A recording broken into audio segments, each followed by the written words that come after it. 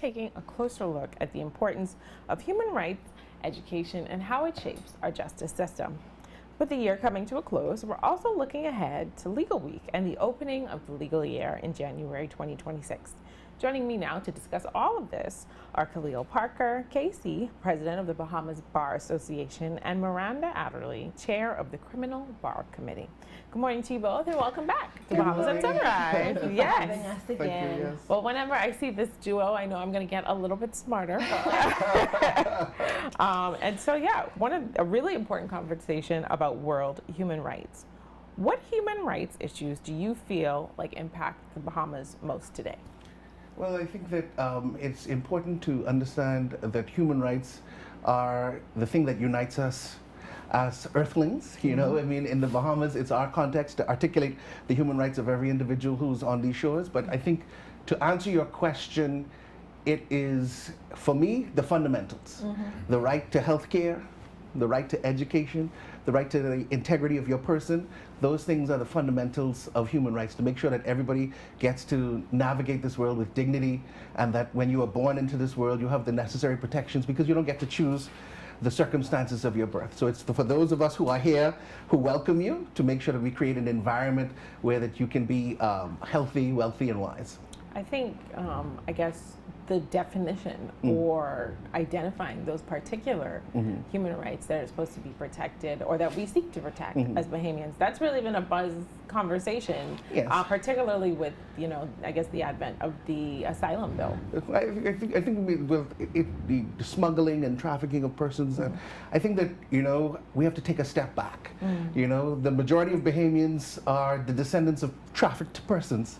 And so we have to understand that we were shipped around this region like so much corned beef at a certain period of time, and wouldn't it have been nice if there was a human rights regime that said that this shall not stand? And so we have to be very circumspect in how we discuss the treatment of other human beings. And so when we look at this, I want us to look at it from that perspective. Yes, you want to make sure that you have protections to secure the integrity of your national context, but you have to remember that there is a human context. People are people. Yes, and we live in a world, when you talk about human rights engaged, you see the global warming and the impacts and the severity of the storms, and it is very important that we understand that, but for the grace of God, we could find ourselves in situations where we need the help of other persons. So I think that when we, as a bar association, engage, we have to take down the temperature and make sure that people understand, yes, we are concerned with protecting the integrity of our nation, but we're also concerned with making sure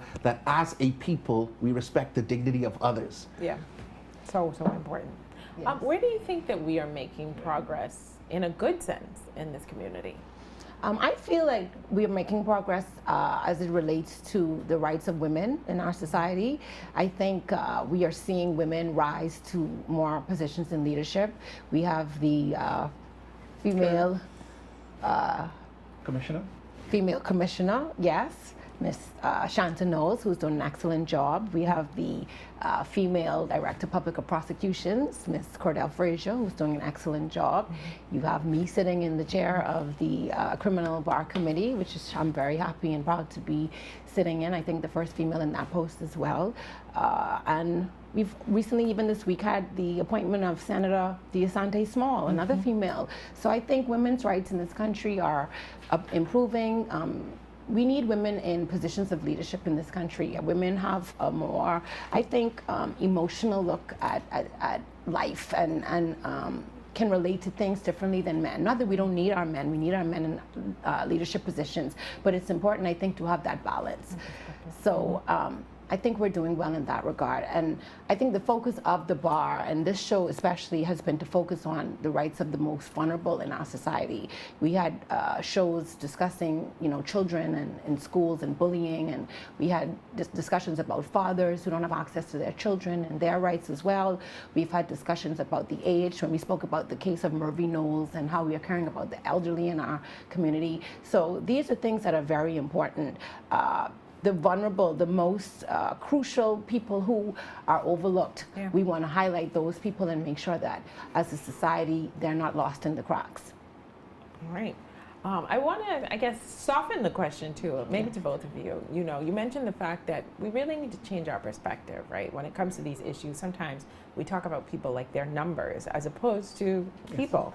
And just that perspective of it could be me, it could have been me, and how would I want somebody to treat me in this position? I know my favorite course in law school was a course called jurisprudence.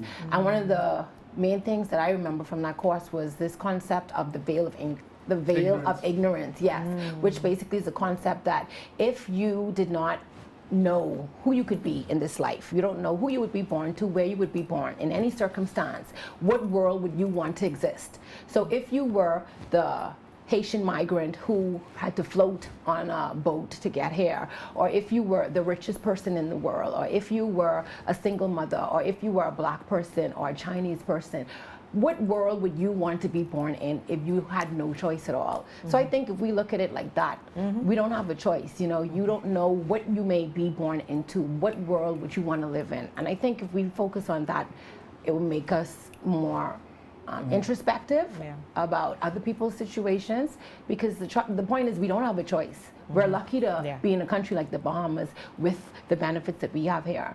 But it could be something completely different. Absolutely. How have you seen kindness and fairness make a difference in people's lives? Kindness and fairness, when you, to Miranda's point, in terms of particularly with children and young people, it is approaching matters with that objective.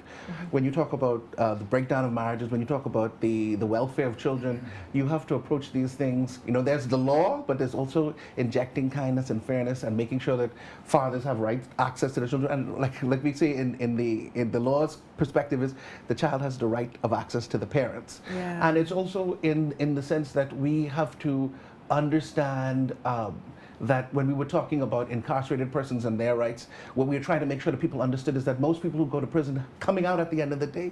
So what happens to them while they're incarcerated is very important. Do you want to re-traumatize or further traumatize? And so it's making sure that we understand, and to Miranda's point about the veil of ignorance, it's about approaching things dispassionately in the sense that you don't approach it with a prejudice. You don't approach it from your perspective. You approach it neutrally to create the best outcomes. And so I think that when you, it is injecting those perspectives that help us to achieve a better society at the end of the day. And as Khalil said, they're coming out, so we're still going to be affected by these people. Especially in this community, it's so small, you know, 21 by 7. So we're in a community where you see maybe one person 2 or 3 times in one day, you know. So you want our people to be well educated, well fed, well nourished, well taken care of financially and otherwise. You don't want to be in a country where there's always homeless people, or there are people begging on the streets, or there are children who aren't taken care of. It affects all of us. So I think if we think about it in that way as a community, then we have more passion or more empathy towards others and the rights of humans in general. So important. As it relates, I'm going to switch gears a little bit. As it relates to the opening of the legal year, why is this significant, and what do we have to look forward to this legal year? Well, we have the traditional opening ceremonies, which will take place on the 14th of January, where you see us march to the cathedral to worship, and then we have the opening ceremonies, and that will be encompassed in what we call at the Bar Association Legal Week, where we celebrate the rule of law and the administration of justice.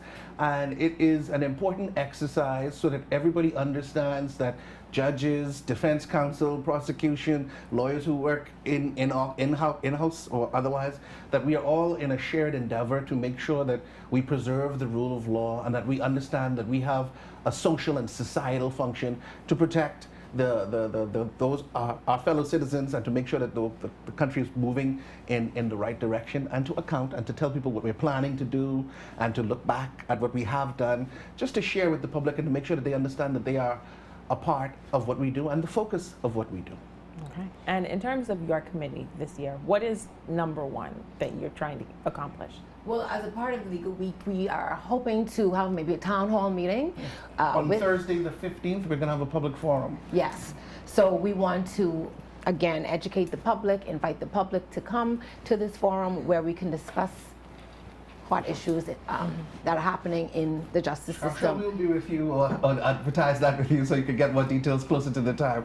But yes, we have a lot of work ahead, and we were very glad to be partnered with Bahamas at Sunrise to share with you over this period. We're very excited for future segments. Well, we know that knowledge is power, and these are some very important issues that everyday Bahamians need to keep abreast of, even if only for their moral guidance or the way that they treat others. But you know, I mean, these policies shape our community. So Law matters. Yeah, law matters. It matters for all of us. I Yes. just want to say thank you both for coming you. on Thank to you talk to us too. about it. And happy soon-to-be new legal year. Yes, thank you. Thank you very much. All right, you. thank you. And thank you for watching Bahamas at Sunrise. We'll be right back.